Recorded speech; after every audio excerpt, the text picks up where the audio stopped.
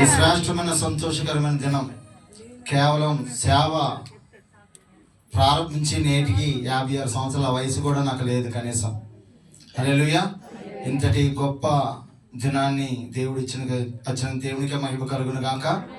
అయ్యగారికి ప్రత్యేకమైన శుభాకాంక్షలు తెలియజేసుకుంటూ వందనాలు తెలియజేసుకుంటున్నాను. హల్లెలూయా.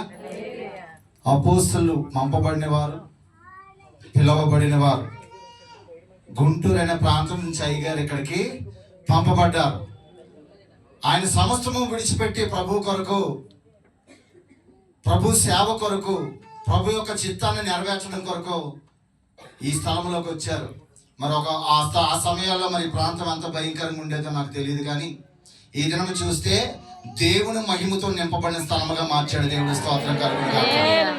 అనేక మంది సేవకులు ఉంటారు. ఈ దినం సేవకులు పెరిగిపోయి ఉన్నారు. కానీ సేవకులు అంటే దేవుని పిలుపు, దేవుని ఏర్పాటు, దేవుని చిత్తంలో ఉన్నటువంటి వ్యక్తిని దేవుడు ఏర్పాటు చేసుకొని ఏ స్థలంలో నిలబడితే ఆ స్థలంలో నిలబడిన దైవజనుల పక్షాన దేవుడు నిలబడి కష్టాల్లో, బాధల్లో, సమస్యల్లో, అగ్ని వంటి భయంకరమైన పరిస్థితుల్లో కూడా దేవుడు తోడయుండి విజయాన్ని ఇచ్చి ఆ పరిచయాన్ని విస్తరింపజేస్తారండి.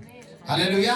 అలాంటి పరిస్థితులన్నిటిలోంచి ఆయన చిత్తము, ఆయన ఉద్దేశము, ఆయన పిలుపుతో నింపుకొని తన దాసులైనటువంటి ఐజాక్ అనేటటువంటి దేవుని దాసుల్ని ఈ దినము అనేకమైనటువంటి భయంకర పరిస్థితుల్లో కూడా తీసుకొచ్చి ఈ ఉన్నతమైన స్థితిలో దేవుడు నిలబెట్టాడు. హల్లెలూయా. మనందరికీ దీవెనకరంగా ప్రతి నెల 1వ తారీఖు వచ్చేసరికి మా పిల్లలు అడుగుతారు, ఈ బుధవారం ఉందా లేదా, ఫస్ట్ బుధవారము ఆ సేవకుల సదస్సు ఉందా లేదా అని. ఇతను వాళ్ళు కూడా వచ్చారు. అయితే వాక్యం ద్వారా పట్టబడిన వాళ్ళం, వాక్యం అంటే ఆశ కలిగిన వాళ్ళం. ఆయన నోటి నుంచి వచ్చినటువంటి మాట జీవపు ఓట హృదయానికి. ఎందాక అయ్యగారు చెప్తున్నాను, నరాలన్నీ అయిపోతాయని. ఆ బోధ దేవుని ద్వారా, దేవుని చిత్తానుసారంగా మాట్లాడిస్తున్నటువంటి బోధ. హల్లెలూయా.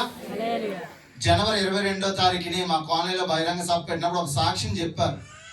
ఏదో రాష్ట్రంలోకి వెళ్ళినప్పుడు వ్యభిచారం కొంపలన్నీ ఉంటే అక్కడ సువార్త ప్రకటించడానికి వెళ్ళినప్పుడు వాళ్ళ పరిస్థితులకు ఎందుకు ఉన్నాయని తెలిస్తే ఒక మాంత్రికుడు వాళ్ళందరినీ కూడా అలా తయారు చేస్తున్నాడంట.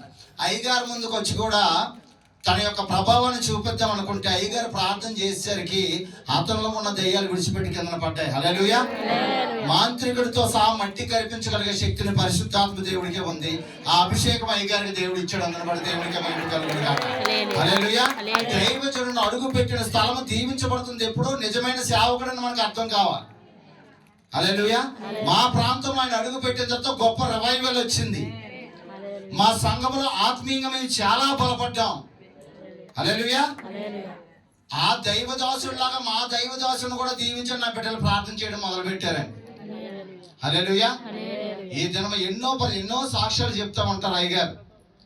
భయంకరమైన స్థితుల్లో నుంచి, కష్టాల్లోంచి, కన్నీటిలో నుంచి, ఏమీ లేని ఆ దయనీయమైనటువంటి పరిస్థితుల్లోంచి కూడా ప్రభువుని విడిచిపెట్టకుండా ఆ ప్రభు కొరకు నిలబడబట్టి ఈ దినము ఎంతమంది ముందు కూడా మనందరికీ దీవెనకరంగా ఆయన నిలబడగలిగారు. దేవుడి స్తోత్రం కలుగును గాక.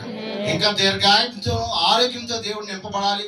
అనేకమైన ప్రాంతాలకి, ప్రజలకి అయ్యగారు దీవెనకరంగా ఉండాలి. మన నోటితో చెప్పుకోవడం కాదు, ప్రార్థన చేయాలి. ఆమేన్. హల్లెలూయా. హల్లెలూయా. ఈ అవకాశం ఇచ్చిన అయ్యగారికి వందనాలు.